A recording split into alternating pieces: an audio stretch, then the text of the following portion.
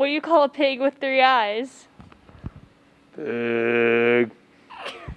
Hi, I'm Mike Presser, and you're watching Roar. By the way, check out my Christmas album.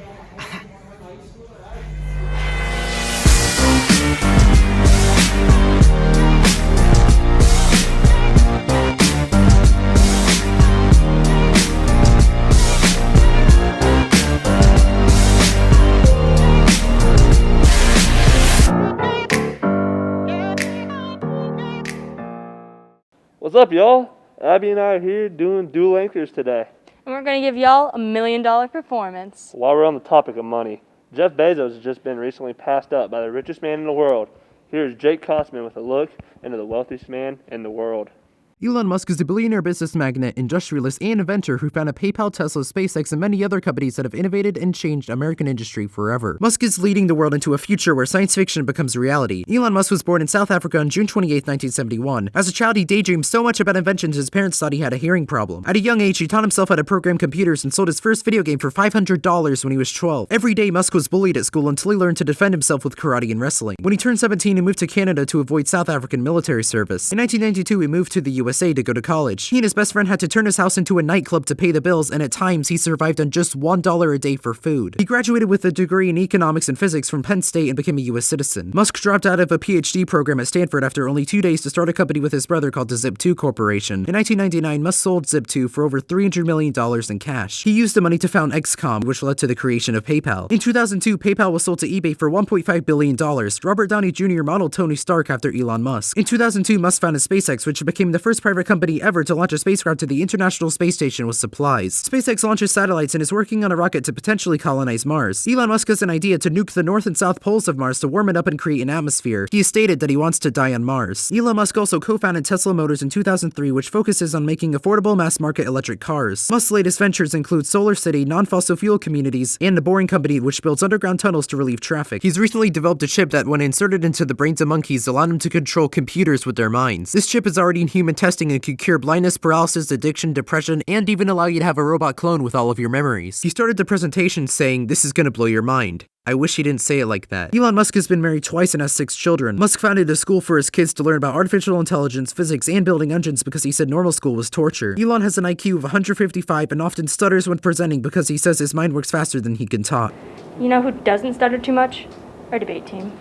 We've had some exciting things happen this debate season. This past weekend was the Kansas Sunflower Novice State Tournament, which involved the top 4 novice teams from every school in the state of Kansas. Competing for the Lions in the novice tournaments were Alyssa Parker and Carol Wessel, Liam Bargery and Daniel Richards, Ryan and Jack Corrigan, Evan Young and Andresio Perito.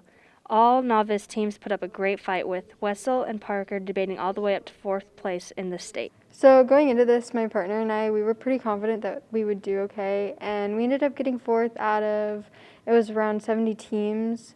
So I would say that we're pretty happy with what we got. So with coming into this, we were nervous but confident, and we ended up getting 4th out of about 70 teams, and we're overall happy with how we did. This weekend, the Lions will be debating at the 5A 4-Speak and 2-Speak tournament. Lansing debaters look forward to continue their success with their upcoming victories as the season comes to an end.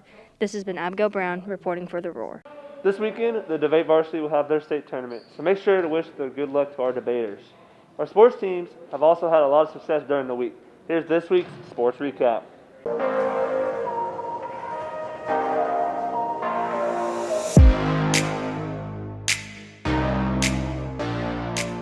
Coming off our winter break, our sports are getting back into the groove of competition and already competing in meets and games. Starting off, our girls basketball team played 2 games, one being last Friday, winning against Shawnee Heights with a score of 55-43, then played again on Tuesday, winning against Baser with a score of 51-39. The girls played 2 games during the break, beating both Shawnee Mission North and Spring Hill.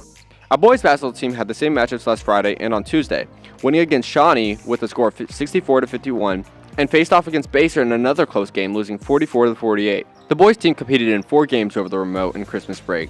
They won 3 out of their 4 games, only losing to Baser by 2 points, with senior Jake Jackson putting up over 20 points. Finally, the boys swim team competed in their 3rd meet of the season on Monday. The boys team was not allowed to hold group practice over winter break, so Coach Flakey and Coach Bresser had to rely on the boys swimmers to get a workout in over the break. The boys team swam great on Monday, winning the meet with a massive 515-point outing. That wasn't even the best feat for one of our swimmers, however. Senior Grayson Walker broke the school's 100 fly record, which had held strong for over a whole decade. That's all I got time for today. I'll see y'all next week, and make sure you go check out Mike Bresser's new album.